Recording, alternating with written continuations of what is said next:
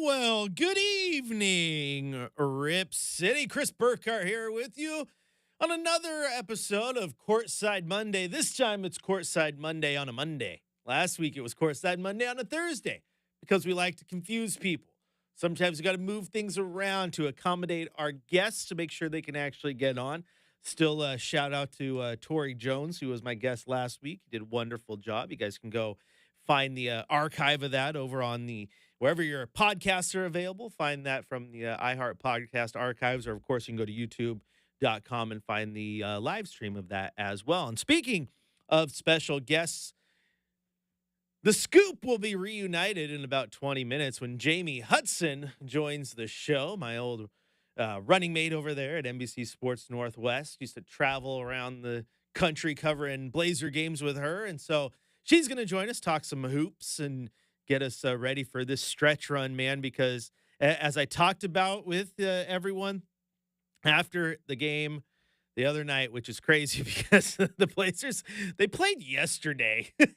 Everything is such a blur. It doesn't feel like it. It does. It feels like we were just here, Chris. Well, I was. You were, yes. Right? I don't even know where I'm at, like, in the moment half the time because I'm either at Moda or I'm here or I'm in Baker City or Coos Bay or Chiles Center. You're well traveled, brother. Yeah, wherever there's a state championship. Like, I used to travel around the country. Now I just hit up every town in Oregon for a state championship Hey, event. I mean, maybe Chris for governor in like 15, 20 years. You're already hitting all the counties. This is the thing. I've gone through all the counties. I know exactly what they need. You know what? Just saying, Burkhardt for governor. Maybe I do venture to the east side of the mountain. I know the heartbeat of this state, my friend. I do. But oh man, you know what people do? For those of you who do just sit in the Portland metro area, you do need to get out because man, all you gotta do is travel a little bit, Brendan, and understand. This state, my friend, flipping beautiful. Every single corner of it. North to south, east to west. Go out to Baker City, great spot. Coos Bay, awesome. Go down to Medford, Grants Pass, sweet spots. Corvallis is all right. It's all right. Sorry, I had to get a duck dig in there, Brendan. I had to get one in. Let it slide. But like Bend, Bend is beautiful. This state's pretty awesome. You know what else is awesome about this state? It has the Portland Trailblazers in it. The Portland Trailblazers, who, if I would have told you back at the beginning of the season when I'm doing a Courtside Monday in October and we're getting you ready for the upcoming season, what's it going to be? Who's going to be your starters? How are we going to see growth from the young guys?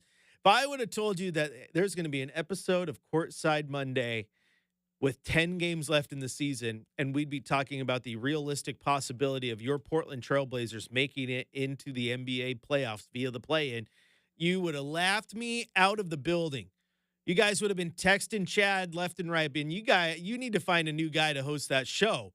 He's so full of it. He's so full of it. What a dumb take. The Blazers could be a play-in team? Come on. Now, I said this to Chad, and he thought I was crazy when I said it, that I said I thought the Blazers were a 30-win team if healthy and everything went right. Well, everything's gone right because they're at 32 wins. So they're over what I thought they would be. And people thought I was crazy for saying they were a 30-win team, right? And my caveat was like, 30 wins if they're fully healthy and everything goes the way it should. And they have not been healthy all year long. DA's out right now, might not play the rest of the season. We'll see. Robert Williams is out for the rest of the year. You've had plenty of missed games from Anthony Simons, Scoot Henderson, Shaden Sharp's missed time, right? You just go down the list. But here they are at 32 and 40, currently 2.5 back of the 10 spot, which Dallas and Phoenix are tied for. And Dallas got some good news, and that is that Anthony Davis is making his return, right? He's back. You don't have to worry about is he going to play the rest of the year, what have you. And that's going to have a big impact on them. In fact, right now, in his return game, he's played 18 minutes against the Brooklyn Nets. He has 8 points, 5 rebounds, 3 assists, a block shot. Dallas leads 83-66, right? Now you got to watch out because that Anthony Davis is enough to make that team hold on to that play-in spot. He's good. We all talked about the Luka trade and how crazy it was. It wasn't crazy because they traded for a bad player. It was crazy because they traded Luka. Like they traded Luka at his height. Like that's just like that's kind of wild. That's kind of wild. Like if you would have traded Michael Jordan for, Shaquille O'Neal or Sean Kemp or any of those stars from that Hakeem Olajuwon. There you go. Michael Jordan traded for Hakeem Olajuwon. People would have called you insane. Hey, Hakeem's still great, but we're talking about Michael Jordan, guys. That's the guy that should never be traded. Luka was kind of like that. And so it's not that the guy that he was traded for was a bum, because Anthony Davis is far from a bum. That dude is great. It was just more of the head scratcher, like, really? You would trade Luka Doncic on the heels of making it to the NBA Finals, and all of a sudden you don't think he's good enough? That's wild. That's wild. But with Anthony Davis back in that lineup, that throws the wild card back into this, because I really do think when it's all said and done, the dust settles, that there is a very, very good chance Portland is higher in the standings than Phoenix because of the absolute gauntlet that Phoenix has to run the rest of the way. Okay, we've gone over this before, but they only have one game the rest of the way against a team that is not currently a playoff team, and that is the San Antonio Spurs. Their schedule is tonight, 7 o'clock tip. They have the Milwaukee Bucks, then they have the Celtics, then they have the Timberwolves, the Rockets, the Bucks again, the Celtics again, the Knicks, the Warriors, the Thunder. There's the Spurs game, and then they end the season on the road at Sacramento. A gauntlet of an end of the season run for Phoenix, right? Dallas, the other team you have to watch, likely going to get this win over Brooklyn tonight. They are leading by double digits, so you got to monitor that one, because we have officially reached scoreboard watching season. They're up by 15 right now with 3 minutes left in the third. It's 85-70. But the rest of the way for Dallas, they got at New York, at Orlando, at Chicago, Brooklyn again, Atlanta, 2 games on the road against the Clippers, at home against the Lakers and the Raptors, and then they end the season on the road at Memphis. And with Anthony Davis back in the lineup, that schedule just became a lot more favorable than it looked last night when we were talking about it, right? So that's plenty of winnable games as long as Anthony Davis can stay healthy for, those 11 games, 10 games that they have left on the schedule. And we all know that is the hard part. As for your Portland Trailblazers, we know where they're at, right? They got Cleveland coming up to end what was a 7-game homestand, right? Then they go on the road, Sacramento, New York, Atlanta, Toronto, Chicago, at home against San Antonio, on the road at Utah, and they end the season with 2 games at home against the Golden State Warriors and the Los Angeles Lakers. And there's plenty of winnable games in there. Plenty of winnable games. Atlanta, Toronto, Chicago, San Antonio, Utah. That stretch right there. There could be a lot of wins if they play right. But you probably got to go about 5-5 to keep pace with the Suns. You might have to go a little bit better than that to keep pace with Dallas, because Dallas just got the IV they needed, right? They hook it to my veins. We're ready to go. AD is going to get us through. But you still got a scoreboard watch. And again, go back to my original point. If I would have told you that 10 games left in the season, you'd be scoreboard watching, and your Trailblazers had a realistic chance at getting into the play-in, you would have thought I was crazy. And you know what? Rightfully so. Rightfully so. There's a reason I didn't say it at the beginning of the year. But here we are, man. So kudos to the team, because right now, the action that we're seeing, the action that we're watching, it is fun. The Blazers are a fun team. Even that game last night against Boston, or yesterday afternoon, as it were, I thought the Blazers played a pretty good game. A pretty good game, all things considered. Just couldn't get the stops they needed against a Boston team that was just absolutely on fire. Could not be stopped from beyond the arc. It was Peyton Pritchard 3 after Peyton Pritchard 3, a couple of them where he just hits it, turns around, looks at the Blazer bench like, yeah, what are you going to do? Stop me? That's funny, because you can't. The Celtics shot 54% from the floor, 46% from beyond the arc. And that did the Blazers in. They were 23 of 50 from 3-point range. And you heard Dave Deckard and Chad talking about it earlier, about the 3-point prowess in today's NBA. I mean, between the two teams, they shot 47 threes. That is crazy.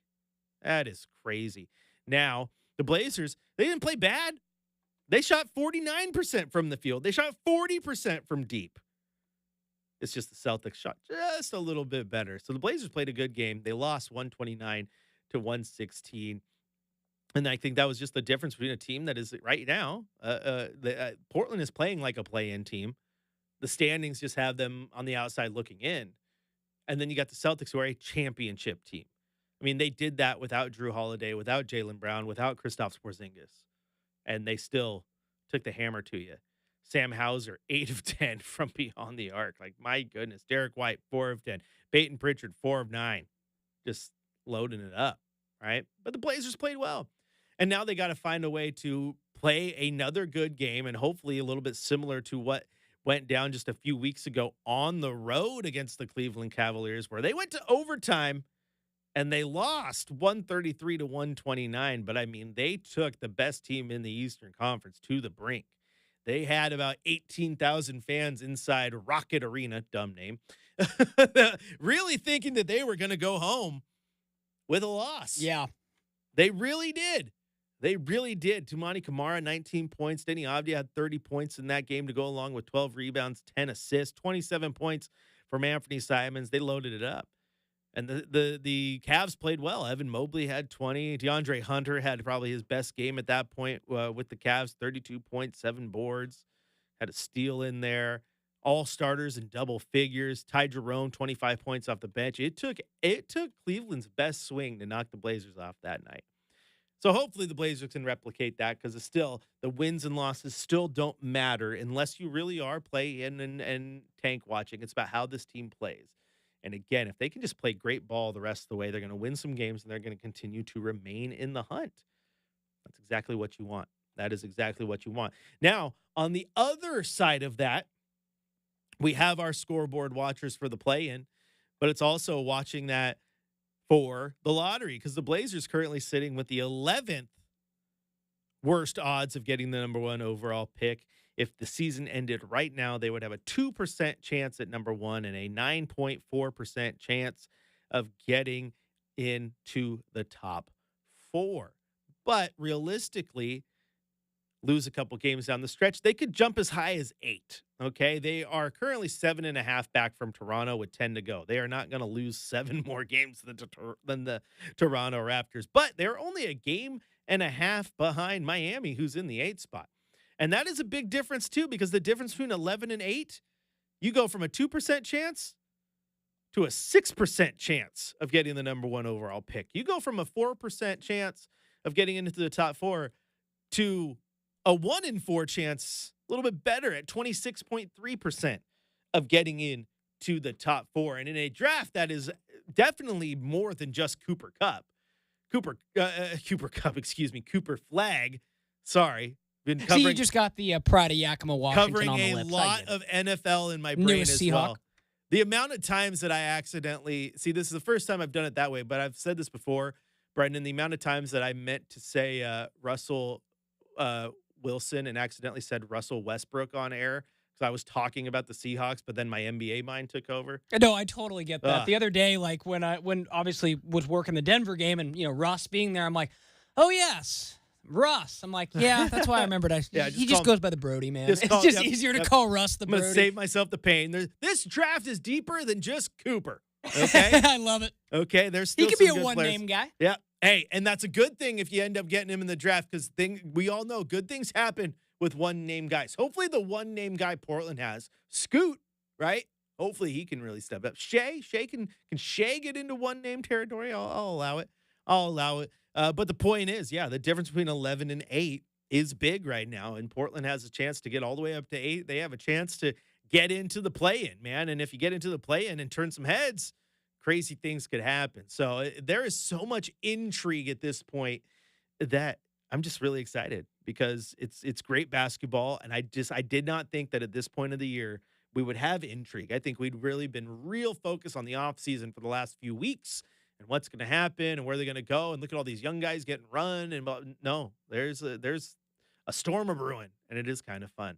I'm going to ask my guest about it here in about 5 minutes' time. Jamie Hudson, Trailblazer studio host and Coin News sports reporter and weather lady, will be joining us. Maybe we'll ask her about what's supposed to go down. What's going down tomorrow, Brendan? Yeah, apparently there's some temperature record from 1966 that's at risk tomorrow. So, hey, it's getting warm. Hey, we can break records from 1966, and then eventually, we can get off and do things that Portland hasn't done since 1977, too. That'd be pretty nice, wouldn't it? Championship. That and plenty more coming up with our guest, Jamie Hudson, all coming up on your home of the Blazers, Rip City Radio 620.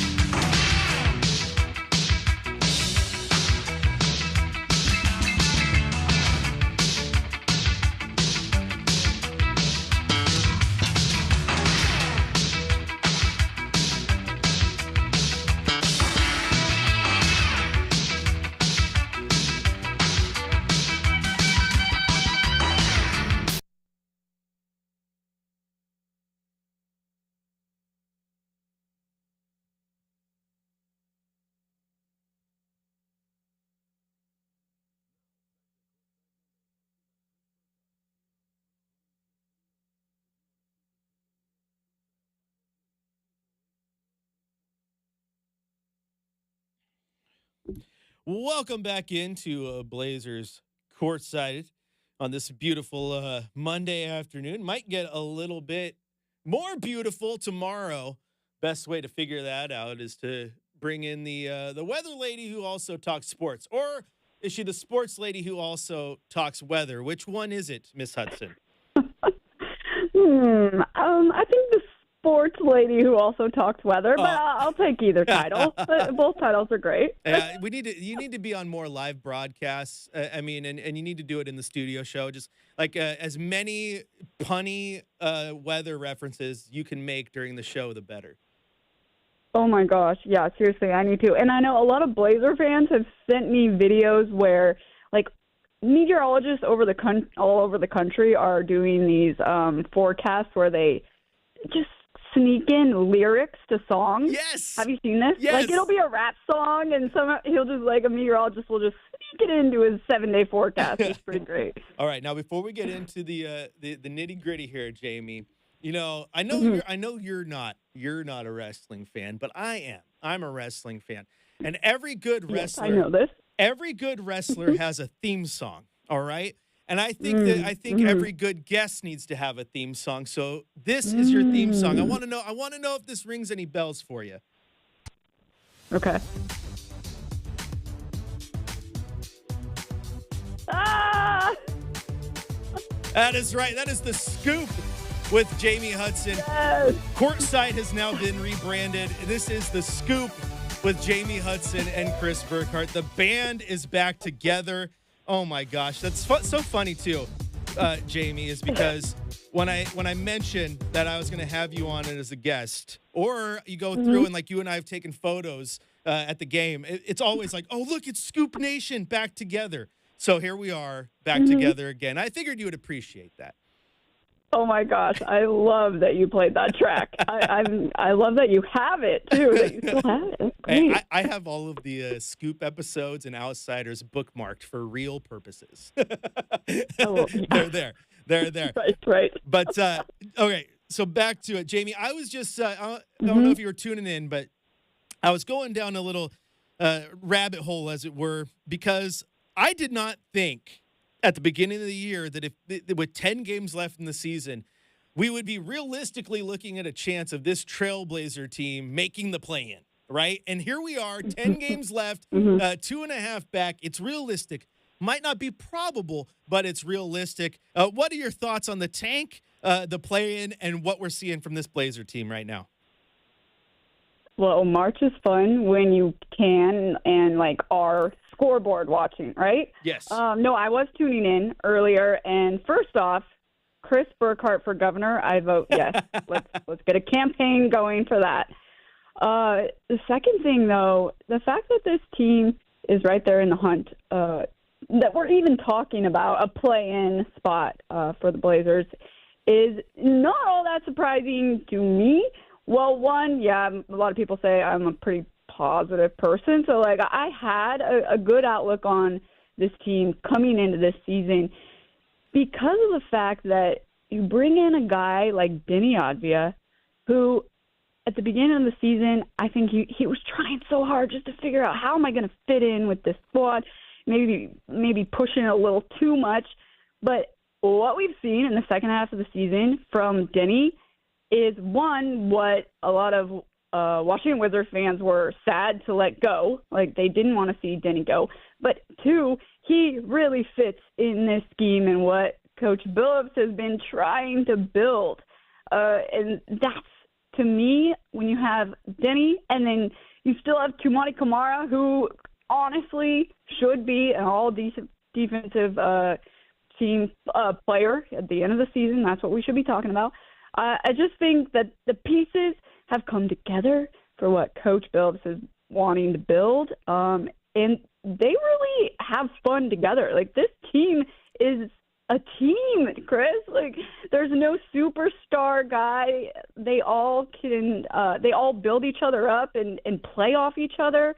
That's been so fun to watch. No, absolutely. And there's been little things throughout the year that I've keyed on as this team has started to grow. Like, one of them is, like, Scoot Henderson will have a good game, and then he'll get the post-game interview, and he'll be like, yeah, I think I could have got my teammates involved a little bit more. Like the dude goes out and has one of his best games and is mad that he didn't have more assists, right? And then Denny has that same thing where he's always talking about how, like I don't really care if I score. Like I just want to play within the game and get everybody involved. And that's huge. That's the big word, the C word that leads to good teams. I'm not talking about championships. I'm talking about chemistry. And you're starting to see that this team is building that. Yeah, definitely building the chemistry and the culture, right? And winning. I mean, 32 wins, a lot of people would have been like, nah, there's no way the Blazers would hit that mark. And we still have 10 games to go. So that is quite an accomplishment, especially when, I know you already talked about this, Chris, but thinking about all the injuries that we've seen over the season, and especially in the second half of the season, like different guys step up. I mean, against the Nuggets, nearly all their big men were out for this Blazers squad. You still had Duarte to come in, give you that corner three and some length, but it's impressive how every guy can come in at a different point. Like they're staying ready. I mean, Chris Murray, I'm loving his aggressiveness when he gets the opportunity out there. He's been blowing me away as well. So every guy fulfilling their role, like they know their role and they're going out and excelling in that role. Yeah, no, and I'm so glad you bring up Chris because I have been praising him for weeks now because I don't think there's anything he does exceptionally well, right? Like he's not a great shooter. He doesn't move well. He's kind of average. But there's something that the one thing he does do exceptionally well is just readiness, right? He's always ready to go. It doesn't matter if he's playing 5 minutes or 35 minutes, and there's no complaints. And you know this as well as I do. We've been in those locker rooms. We have seen guys come through Portland who are irritated and mopey and just not fun to be around because they're not playing as often or as many minutes as they think they should. And I just don't feel like that person is on that team right this time around. And that has lended this team to when there are these situations where they're hurt, everyone's just ready to go. Chris Murray, Duarte, Delano Band, everyone just fills their role and does it so well. So true. And with Chris Murray, you don't worry about him turning it over, making mistakes really either. Like he's such an even keel guy. And it's just interesting to look at the depth of this team. At the start of the season, you're like, okay, yeah, they got some pieces, but how they've been able to piece it all together has been very impressive. Yeah, it has been. That is for sure. Joining us today here on Courtside Monday, Jamie Hudson, Trailblazers studio host and Coin News sports reporter / weather lady. She does it all. She's like myself. She wears many hats and she wears them well. But we're here talking basketball with her, and you talked about the whole team being impressive. I want to ask you from your seat, who has been the most impressive for you? Ooh, it's hard not to go with Turbo and what Denny Advia can bring, especially because when he gets out and pushes the pace, I love him on the break. Like, Turbo is his nickname for a reason, but it's so fun to see him not only just attack and finish at the rim, but attack or find his teammates. He loves getting everyone involved. But this season, when you think about the growth of this team overall, and then you want me to pick someone specifically, so I'm going to go with Scoot Henderson. Okay. Scoot, I just think even at the start of the year, it was still like, a question of, hey, is Scoot going to be able to be that guy that you can rely on? And he has been, and he's not forcing it like he was last year or even the start of the season. I mean, yeah, he's going to have his moments maybe, and you're like, oh, why'd you do that? But Denny has those long ball passes sometimes, and you're like, oh, I see what you're trying to do there, but it didn't work out. More often than not, though, it does work out with Denny. He threads the needle very well. But with Scoot, there was so much pressure on him, obviously. You and I, we talked about this plenty. No Damian Lillard, and then Scoot's just supposed to come in and save the day? Like, are you kidding me? So he's been able to settle in, and I think we're just going to continue to see his growth and on both ends, and that's going to be exciting for Blazer fans to watch that. Yeah, I would agree with you there. And you brought up an interesting point there that kind of made me think too, because Scoot does have those games where he makes a lot of mistakes, right? But Denny Avdia has had those games too, and he does not face the same scrutiny that Scoot does because of the expectation that was put on him for being a third overall pick.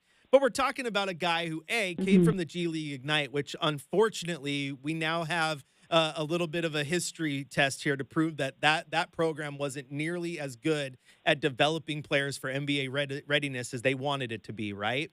And then he comes on the bench, he does all these things. It's all about improving with him. And I'm with you. I think he's been incredible. He didn't have a great game against Boston, but he just keeps going and keeps trying to find it. And at the same time, I mean, we saw Damian Lillard have those nights. They were few and far between, but you're like, yeah, Dame couldn't hit the ocean while he's standing on the beach. That's how cold he is right now. But again, Scoot just has those tough expectations. And I want to get your take on this too, because one thing I've noticed about him though that I really, really like is the pressure from the outside doesn't seem to infiltrate to the inside on him. He doesn't seem to listen to it or let it bother him. He just focuses on the game and getting better each game.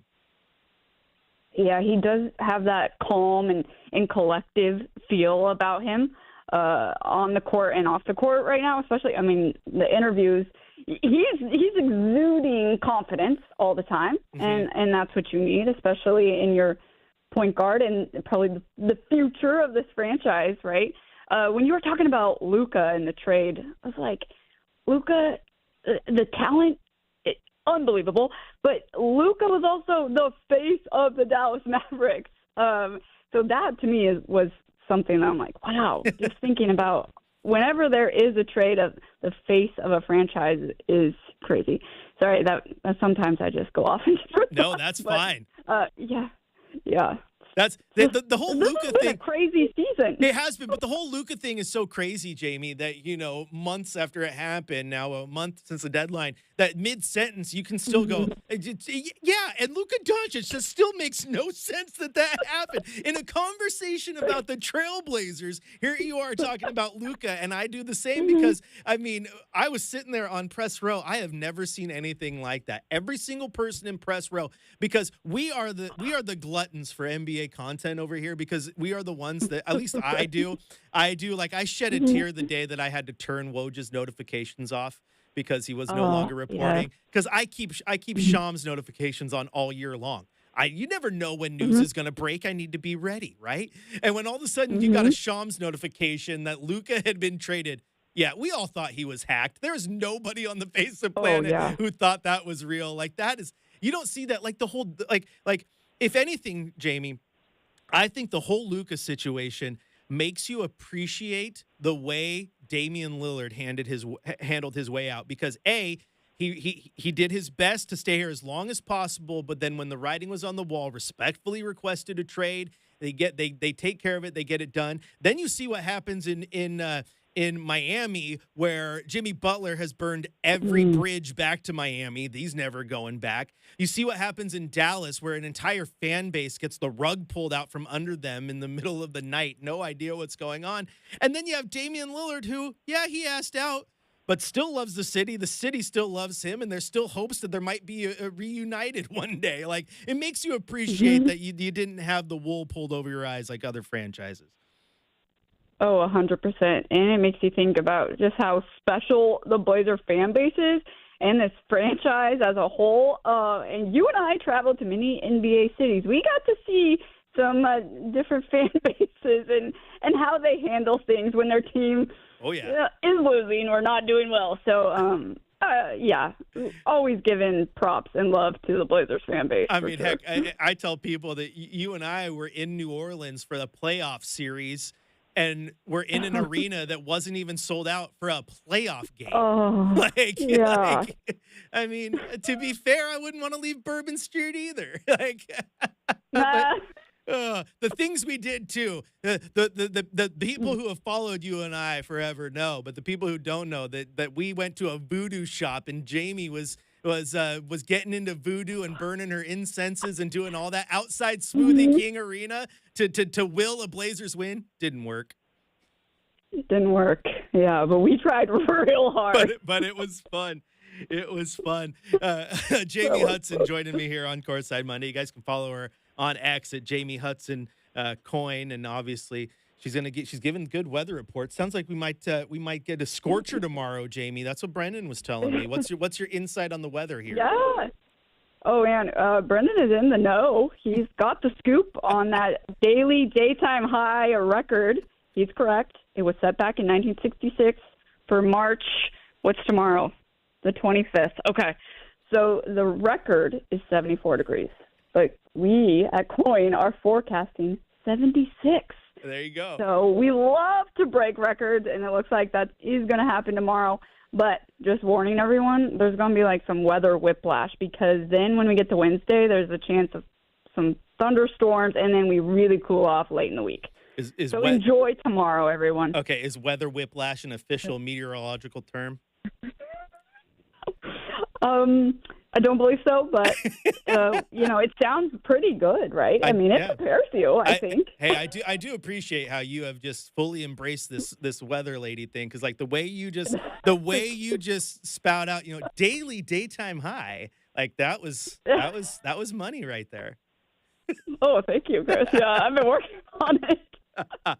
All right, Jamie. Now we've talked a lot about the team here, how they're doing this year, and I know this is a tough question to answer, and you don't have to have a straight, pure answer, quite frankly. But I want to know if you have any expectations or things that you would expect, or even a thing that you want to see with this team moving forward when it comes to the offseason, their needs, and perhaps what do you think that need is for this team to continue to take the next step? Oh, it's changed. It seems, because obviously at the start of the season there's all the thoughts of, okay, let's look ahead to the draft, and the idea of who's going to be available for this Blazers team. Not going to say tanking, but just thinking ahead like that. But this team is too good. They've won too many games. They have great pieces. It's going to be a matter of, okay, so you do have your veterans still, and it's still weird to say Anthony Simons is a veteran. But what will happen with Ant and Jeremy Grant, you always do need a veteran, and look at what's happened this season. I know a lot of people, a lot of media people or fans were saying, oh my gosh, how do you keep JG and Ant? But those two guys in the locker room alone have helped build this team and the chemistry, like you said. And Matisse Thybulle, we're just now getting to see him on the floor, but I guarantee you he has made such an impact and a difference on the young guys, whether it's the rook, Donovan Clingan, or whoever, because he's this guy that understands the professionalism of the NBA, because it's not all about what happens on the court. There's a lot that goes into being an NBA player, and Matisse Thybulle, I think, has been such a good role model for the young guys. But okay, going back to your question of it's just going to be interesting to see how the offseason plays out. Well, obviously, with the draft first, we'll see how these last 10 games go, if the Blazers can make it into that play-in spot or not. But then just making sure you're building around your guys, Scoot, Shea, and then we'll see from there. And Denny. I mean, they've got these core guys that really fit this defensive-minded scheme now with Coach Phillips. And we'll see what happens there too, obviously, with the coaching deal. But Blazer fans should be excited because there is so much potential, especially thinking about last year versus now, where we're at now. So it's exciting, Chris. All right, Jamie, final question before we break here and let you back to your ways. And I think you and I have been through a lot professionally, and I think our professional relationship, there's nothing that I could do to make you hate me, so I feel safe asking this question, and that is, really, Jamie, a second-round exit for the Bulldogs? Come on, Gonzaga. Come on, Gonzaga. Is this just a one-off? Are they going to be back?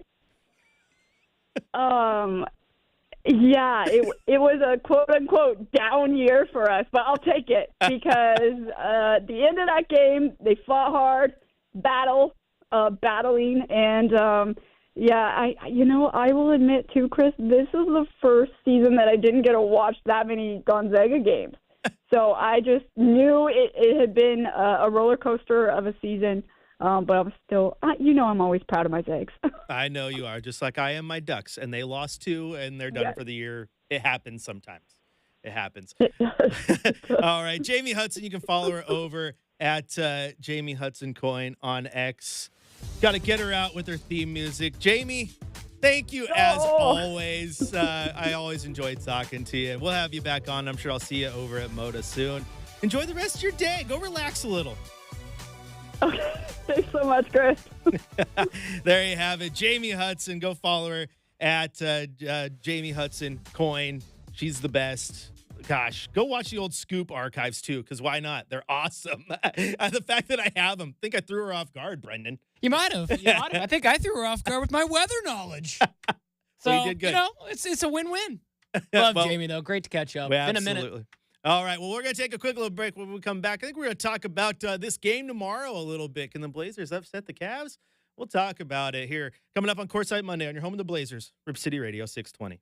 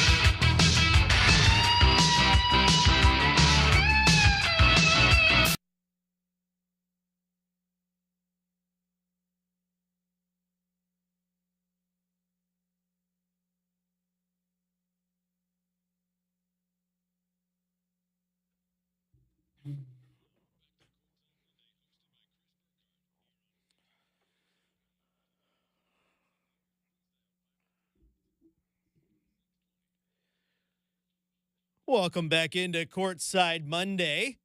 Chris Burkhardt here with you. Thanks again to Mad Dog Jamie Hudson joining the show, man. I played the Scoop intro music.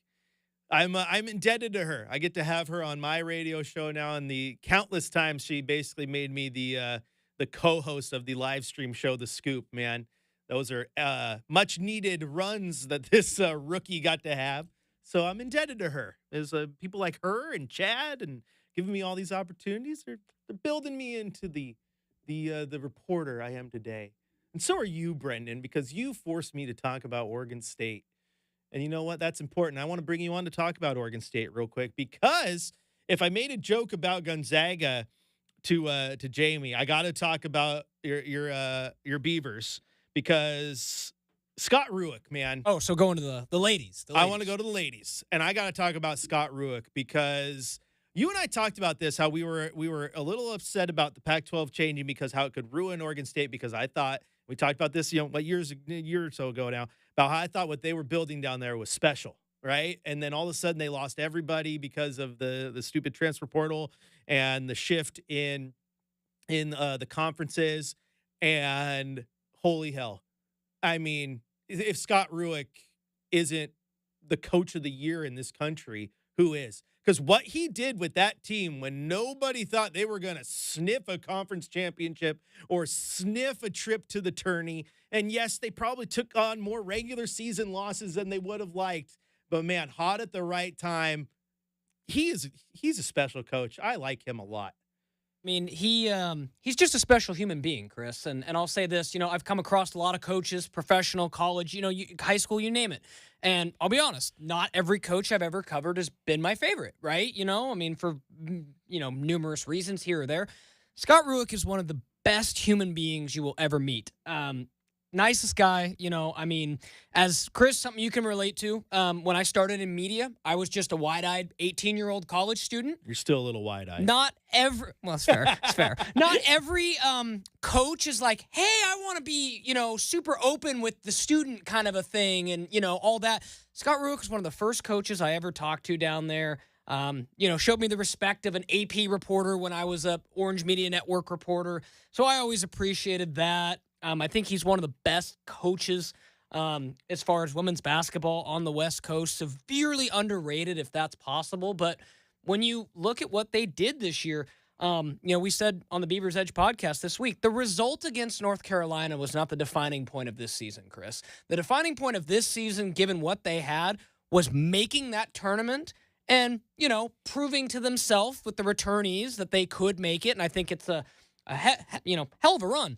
But at the same token, I will say this, Chris, I haven't been able to confirm, but I know deep down, Beavers were really excited that all the players that left them were going to have to see Oregon State in the NCAA tournament field. So I think when you consider all that, it was a good year, and, they survived, I think, the worst of the conference realignment. So now Scott's just going to go back, do his business, and wouldn't be surprised if he builds a Sweet 16, or better team here coming up. What would be great is in the same vein as I talked with Jamie, what he could have the potential to do here now is kind of reset this thing, reapproach how they recruit a little bit, and then do what Mark Few did at Gonzaga, right? Dub CC, no one gives you the credit 'cause you're not playing in a big conference, but then he just builds a perennial winner. I'd love to see that. Yeah, it's I've seen it so many times now. Like, I went to, one of the first things I got to do as a student was go to the Final Four back in 2015. Chris, that was 10 years ago. So, right. Scott doing these things is nothing new to me and those who have really followed Oregon State women's basketball for the better part of a decade now. They've started to play well. They were absolutely, chopped off at the knees with what happened last year. And I think, maybe loyalty wasn't the biggest thing with some of those kids last year. But he comes in, rebuilds, and has, girls like AJ and Sela and, Kelsey Reese who were able to stay and kind of keep the culture. And, yeah, it was a lot of fun, and I'm super proud of the way they played. Also, shout out to XC Depp, who just chimed in. Hey, dudes. I know he's tuning in from Carolina, I believe. East Coast watcher, thank you. Now, before we go, though, speaking of winners, the Blazers tomorrow, Brendan. Oh, boy. They need it. Yep, they got to take on the 57-14 Cleveland Cavaliers, the number one team in the Eastern Conference.